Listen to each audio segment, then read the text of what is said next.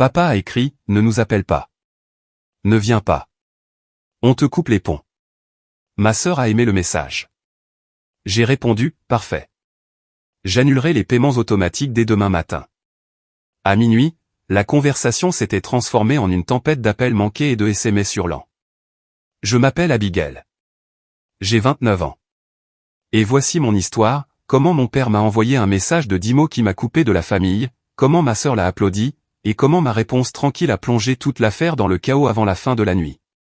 Ce qu'aucun d'eux ne savait, c'est que je revenais tout juste d'un déjeuner avec grand-père, et qu'il en avait assez de les voir se servir de moi. Le message est arrivé à 18h42, un mardi. Je pliais du linge en ne pensant à rien d'important. Puis j'ai baissé les yeux sur mon téléphone. Ne nous appelle pas. Ne viens pas. On te coupe les ponts. Papa. J'ai cligné des yeux, suis resté assise une seconde, puis j'ai vu ma sœur Lindsay réagir avec un « j'aime », comme si c'était une blague entre amis. Elle a enchaîné avec un seul mot, enfin. Et cela m'a dit tout ce que j'avais besoin de savoir. Ce n'était pas seulement papa. C'était eux trois. Ma mère, Lindsay, et lui. Ils avaient dû tenir une réunion de famille en bonne et due forme à ce sujet. Personne n'avait même essayé d'appeler avant de l'envoyer. J'aurais pu dire beaucoup de choses. Je ne l'ai pas fait. J'ai juste tapé en retour, parfait. J'annulerai les paiements automatiques dès demain matin. Je jure que je pouvais sentir le passage du silence à la panique à travers l'écran du téléphone, parce que voici ce qu'ils ne voulaient pas admettre, je payais pour presque tout. Les charges, Internet, les courses. Certains mois, j'ai couvert leurs impôts fonciers en décembre dernier. Je donnais $300 par mois à Lindsay juste pour qu'elle n'appelle pas en pleurant parce qu'elle en avait besoin pour finaliser ses partenariats de marque. Mes parents ont arrêté de travailler à peu près à l'époque où j'étais à l'université. Papa a quitté son emploi le premier, puis maman quelques années plus tard.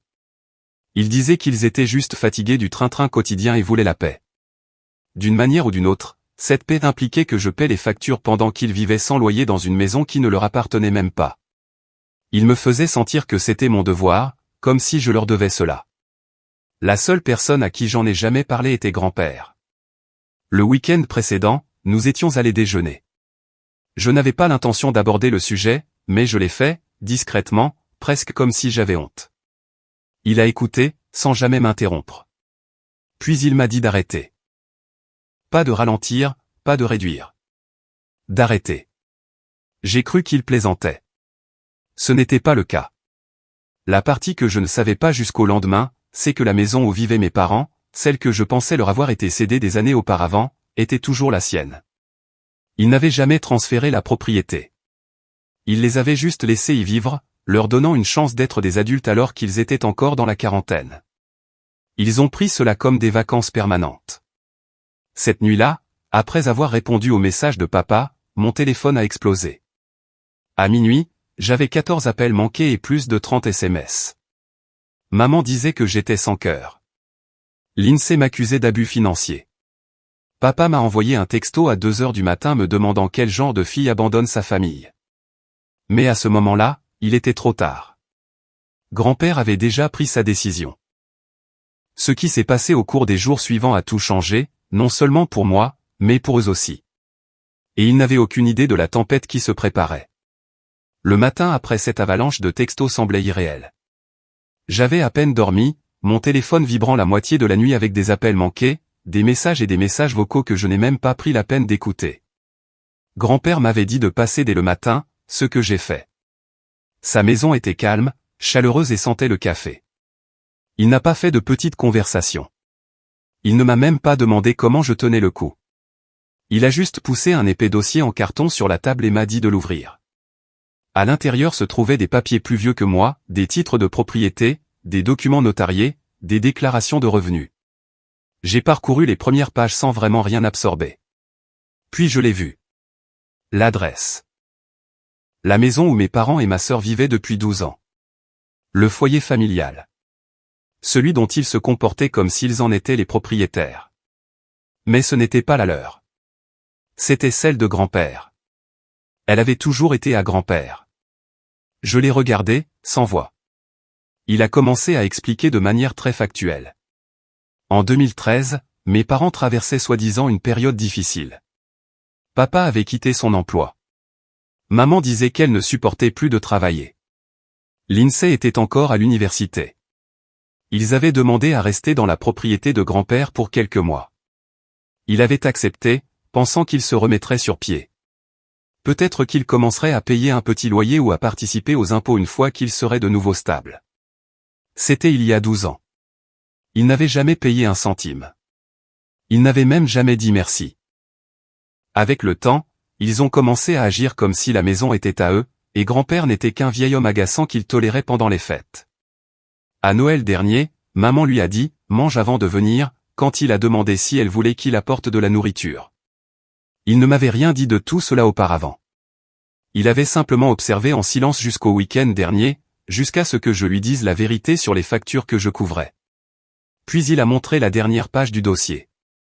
Un avis légal de résiliation du droit d'occupation. Daté, signé, certifié, déjà préparé. 3 enveloppes, une pour mes parents, une pour Lindsay, et une pour les autres occupants adultes, parce que légalement, Lindsay comptait comme une locataire à charge. Il a dit qu'ils avaient eu plus qu'assez de temps pour voler de leurs propres ailes. Il a dit qu'il était temps qu'ils se souviennent de ce que coûte la vraie vie. Et il a dit autre chose qui m'a glacé le sang, ils ne te remercieront pas pour ce que tu as fait pour eux. Ils te détesteront d'avoir arrêté. Je lui ai demandé s'il était sûr de tout cela. Il a dit qu'il n'avait jamais été plus sûr de quoi que ce soit. Que ce n'était pas de la vengeance. C'était une question de responsabilité. Il ne faisait pas ça pour moi. Il le faisait parce que c'était juste. Cet après-midi-là, les lettres sont parties. Au début, le silence. Puis, en début de soirée, mon téléphone a recommencé à exploser. Lindsay a posté une capture d'écran de la lettre dans sa story Instagram avec un emoji qui pleure et la légende « On nous jette de notre propre maison comme des ordures ». Cœur brisé, c'est comme ça que tout le monde dans la famille l'a appris. Pas directement d'eux, mais d'une story Instagram soigneusement mise en scène. À l'heure du dîner, mon téléphone n'arrêtait pas de sonner. Tante Julie a appelé la première, puis oncle Tom, puis ma cousine Megan. Tous demandaient ce qui se passait. Tous confus, certains en colère. Je leur ai dit la vérité. Je leur ai dit que mes parents n'avaient pas payé pour avoir un toit sur leur tête depuis plus d'une décennie. Je leur ai dit que je couvrais les charges et les courses depuis des années. Je leur ai dit que grand-père n'avait jamais cédé la maison et qu'il en avait finalement eu assez. Au début, il y a eu le silence, puis les réponses ont commencé. Julie a dit qu'elle s'était toujours demandé comment il pouvait se permettre de vivre comme ça. Megan a admis qu'elle pensait que mes parents étaient juste doués avec l'argent. Tom a dit qu'il n'était pas surpris du tout. Mais Lindsay ne s'est pas arrêtée là. Cette nuit-là, elle m'a laissé un message vocal en sanglotant, m'accusant de détruire sa vie. Ma mère m'a envoyé des paragraphes de texto sur le fait que j'étais une traîtresse. Mon père m'a envoyé juste 3 mots, « C'est toi qui as fait ça ». Mais je n'avais rien fait. Pas vraiment. J'avais juste arrêté de payer. Le lendemain, les choses sont passées du privé au public. Ma mère a décidé de faire monter les enchères d'une manière que personne n'attendait, et cela a entraîné toute la famille élargie directement dans la bataille. Et c'est à ce moment-là que tout a cessé d'être un simple drame familial pour se transformer en spectacle.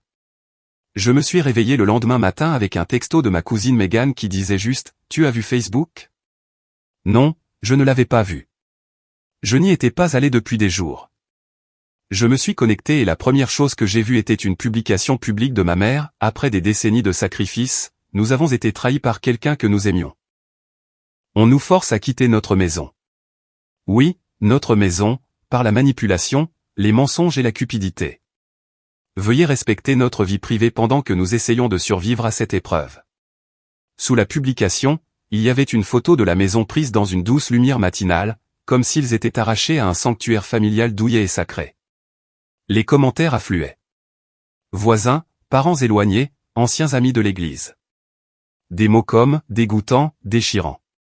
Comment peut-on faire ça à sa propre famille? Mon nom n'était pas dans la publication, mais ce n'était pas nécessaire. Lindsay s'était déjà assurée que tout le monde sache qui était le méchant. Elle a posté une capture d'écran d'une demande de paiement Venmo que je lui avais envoyée il y a des mois. 200 $ pour les charges. Elle a écrit en dessous, voilà à quoi ressemble une famille quand elle ne se soucie que de l'argent. Incroyable blessé. Puis sont venus les messages privés.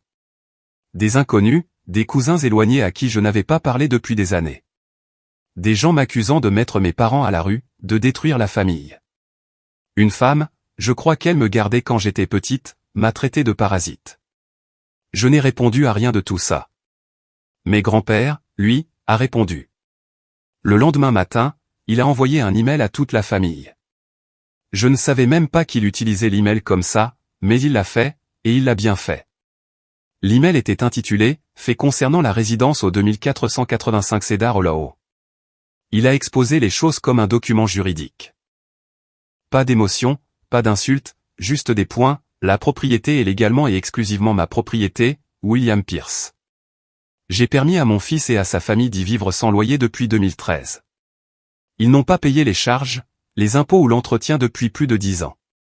Ma petite fille, Abigail, a couvert ses coûts de sa propre poche pendant au moins les 4 dernières années, sans remboursement ni reconnaissance. Aucun accord légal ou verbal n'a jamais été conclu pour transférer la propriété de la maison.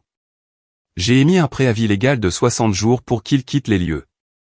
Cette décision était la mienne et la mienne seule. Il a terminé l'email par une seule phrase, « Être de la même famille n'exempte personne de ses responsabilités ». Cela a fait taire certaines personnes, mais pas ma mère.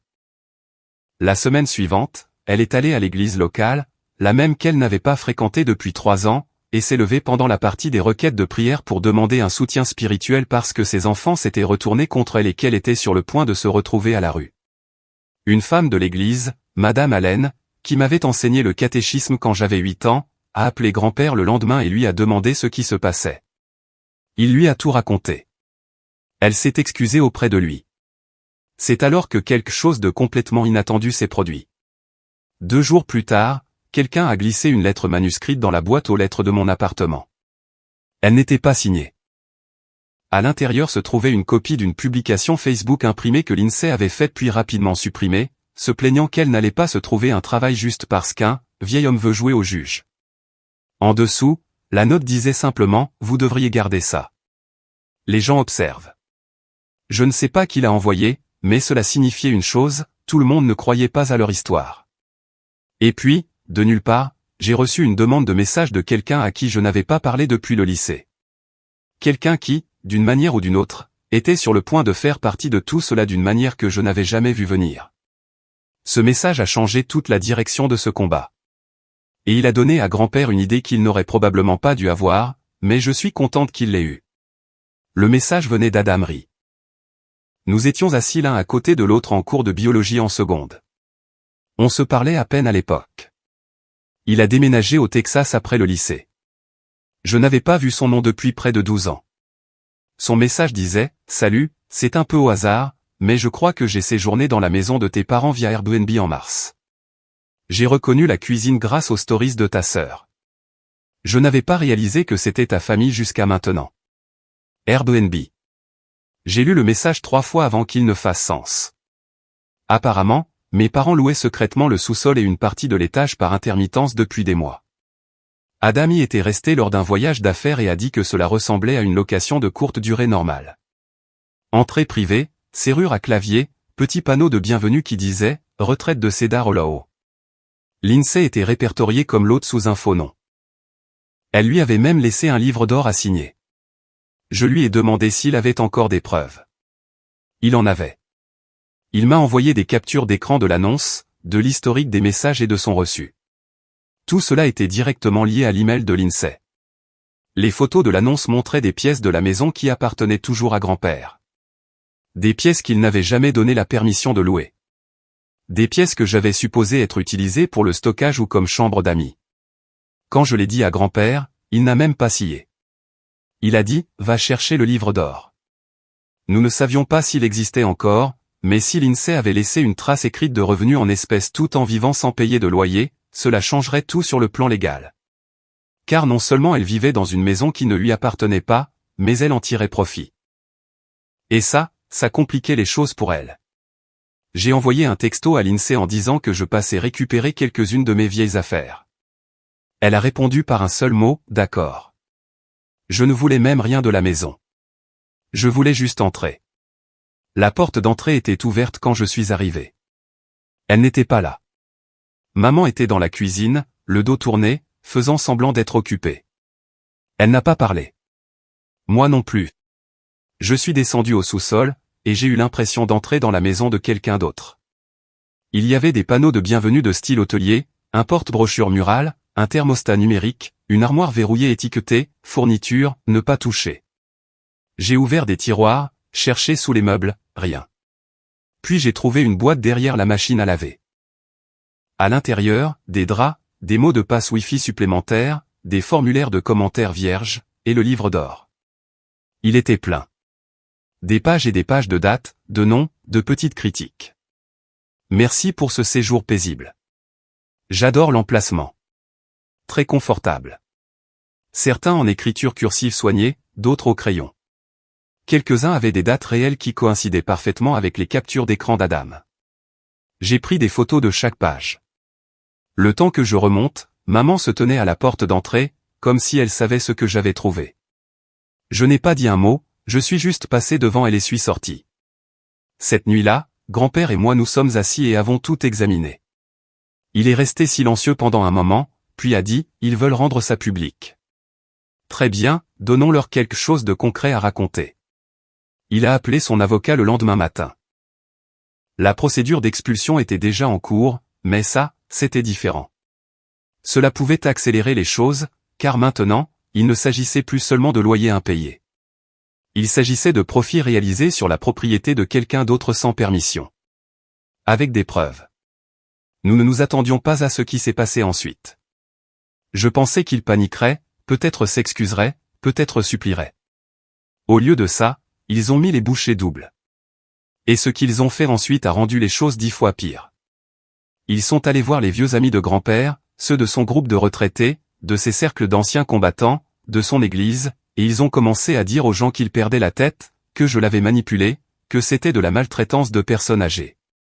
Mais grand-père, lui, avait une longueur d'avance.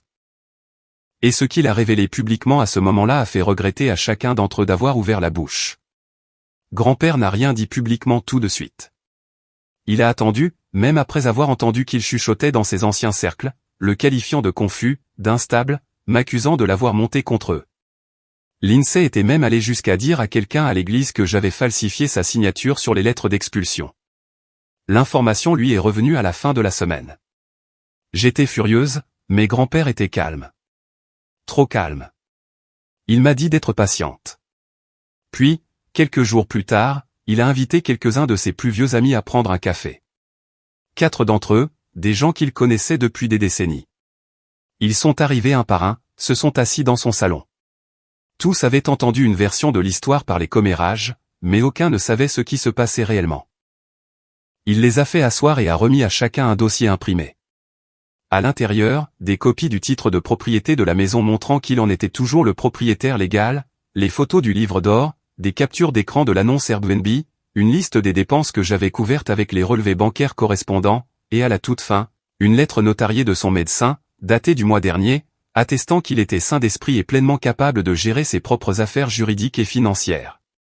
Il leur a dit très simplement qu'il avait fait une erreur en donnant à son fils et à sa belle-fille plus d'une décennie de logement gratuit, et qu'il n'allait pas passer ces dernières années à réparer les pots cassés de gens qui ne pensaient même pas lui devoir un simple merci. Ils étaient silencieux en partant. Mais en l'espace d'une journée, les rumeurs se sont arrêtées net. Comme si quelqu'un avait appuyé sur le bouton « muet » de tout ce drame familial. À la fin de cette semaine, l'avocat de grand-père a déposé une requête pour que le préavis de 60 jours soit légalement appliqué et raccourci en raison de la sous-location non autorisée et de l'abus de revenus. Le tribunal lui a donné raison, leur accordant 14 jours. 2 semaines.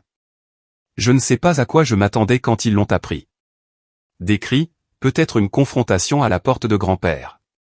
Mais ce que j'ai eu, c'est le silence. Un silence complet. Plus d'appels. Pas de SMS. L'INSEE a supprimé ses stories. Maman a fermé son compte Facebook. Papa n'a pas dit un mot. Je suis passé en voiture devant la maison quelques jours plus tard et j'ai vu le garage ouvert. Des cartons partout. Du ruban adhésif. De vieilles couvertures drapées sur les meubles. Ils emballaient. C'était vraiment en train d'arriver. Le dernier jour, je n'y suis pas allé. Grand-père non plus. Nous n'en avions pas besoin. Un voisin lui a envoyé un texto pour dire qu'ils étaient partis tôt le matin, les visages crispés, s'adressant à peine la parole. La voiture a été chargée en silence. Personne n'a fait de signe de la main. Personne n'a dit au revoir. Ils ont laissé la clé de la maison sur le porche, glissée sous un pot de fleurs fissurées. Plus tard cet après-midi-là, grand-père m'a demandé si je voulais emménager. Juste comme ça. Il m'a dit que la maison était à moi si je la voulais. J'ai regardé sa cuisine, le dossier toujours posé sur la table. Je lui ai dit, non, j'aime mon appartement. J'aime payer pour ma propre vie. Je ne veux pas de cette maison. Pas même avec une nouvelle peinture et des souvenirs différents. Il a hoché la tête. A dit que cela le rendait fier. Et puis il m'a dit quelque chose que je n'oublierai jamais, maintenant, ils vont pouvoir vivre comme des gens normaux. Aller au travail. Payer un loyer. Essayer. Ce n'était pas méchant. Ce n'était pas amer. C'était juste la vérité. Cette maison est restée silencieuse pendant un certain temps. Mais l'histoire ne s'est pas arrêtée là. Parce que ce qui est venu ensuite était le vrai spectacle, le moment où le reste de la famille a finalement compris ce qui s'était réellement passé et ce qu'ils ont fait quand ils l'ont découvert. C'était le dernier clou dans le cercueil du grand numéro de victimes de mes parents. La première mise à jour. Il a fallu près de 3 semaines avant que le reste de la famille ne comprenne ce qui s'était réellement passé. La campagne de dénigrement n'a pas duré. Les chuchotements se sont taris, finalement, la curiosité a pris le dessus. Les gens voulaient savoir pourquoi mes parents avaient soudainement déménagé de la maison où ils avaient vécu pendant plus d'une décennie et pourquoi l'INSEE, l'entrepreneur numérique autoproclamé, publiait des stories Instagram depuis des salons différents tous les quelques jours. Ils ne parlaient plus. Pas de nouvelles, pas de drame, juste le silence. Et ce silence a commencé à faire en sorte que les gens se posent des questions. Puis est venu le barbecue. Tante Julie l'organisait. Sa réunion annuelle d'automne, le genre d'événement où toutes les chaises pliantes sortent et où les assiettes en carton deviennent molles à cause des haricots à la tomate. Grand-père a été invité mais a décliné. Il a dit que la seule chose qu'il voulait griller ce jour-là était un steak à la maison. J'ai décidé d'y aller. Au moment où je suis entré dans ce jardin, je savais que la plupart d'entre eux avaient entendu quelque chose. Quelques personnes m'ont regardé comme si j'étais un fantôme. D'autres ont simplement évité tout contact visuel. Le cousin Jacob a été le premier à dire quelque chose de concret.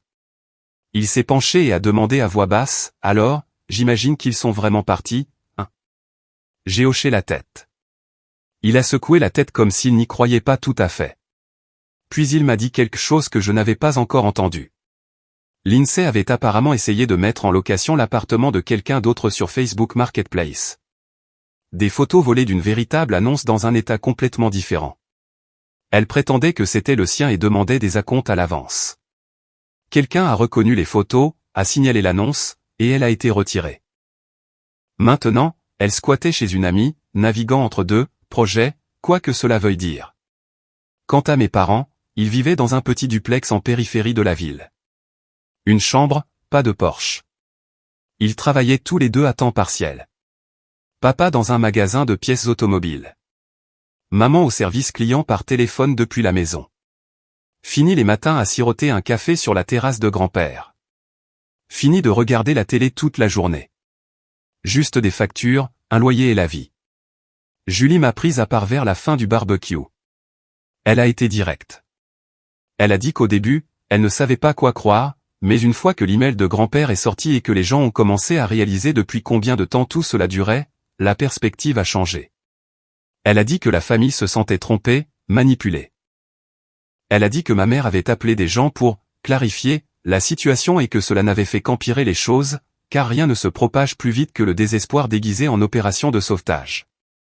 Le moment le plus surréaliste est survenu 2 jours plus tard. Grand-père et moi étions assis sur son porche arrière. Il avait recommencé à jardiner, remplissant les bacs surélevés de légumes d'automne. Là où se trouvaient de vieux meubles de patio rouillés et des débris, il y avait maintenant de l'espace, un espace propre et ouvert. Il m'a demandé si je voulais garder la maison maintenant qu'elle était vide. Je lui ai répété, non. Cette maison n'a jamais été la mienne. Pas de la manière qui compte. C'était un endroit plein de souvenirs qui ne m'appartenaient pas. Et j'aime ma vie maintenant. calme, équilibrée, la mienne. Il a hoché la tête. Pas d'objection. Puis il a dit quelque chose auquel je pense encore, parfois, ce ne sont pas les gens qui partent qui apportent la paix. Ce sont ceux que tu laisses enfin partir.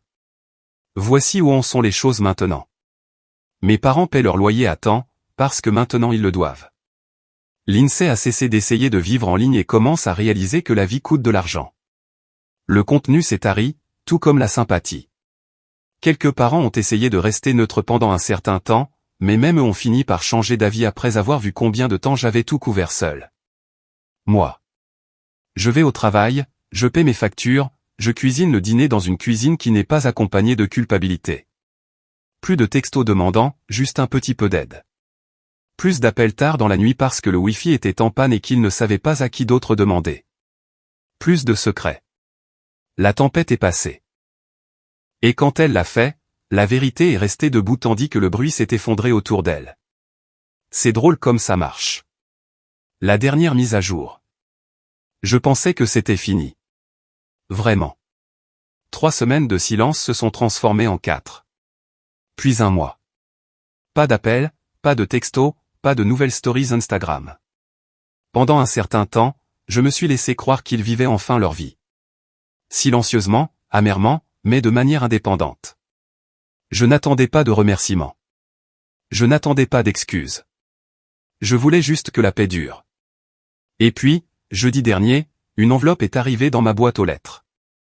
Pas d'adresse de retour, juste mon nom. À l'intérieur se trouvait une lettre manuscrite. Pas de ma mère, pas de l'INSEE. De mon père. 4 pages complètes de ce que je ne peux décrire que comme la manipulation la plus calculée que j'ai jamais lue. Ils disaient qu'ils s'installaient dans leur nouvelle vie, mais qu'ils étaient émotionnellement dévastés par la façon dont j'avais retourné la famille contre eux. Ils disaient que l'INSEE souffrait et qu'ils craignaient qu'elle ne tombe dans une mauvaise passe si quelque chose ne changeait pas bientôt. Il ne m'a pas demandé de les faire réemménager. Il n'a même pas demandé d'argent directement. Il m'a demandé si j'envisagerais de signer en mon nom une demande de prêt qu'il soumettait pour se remettre sur pied.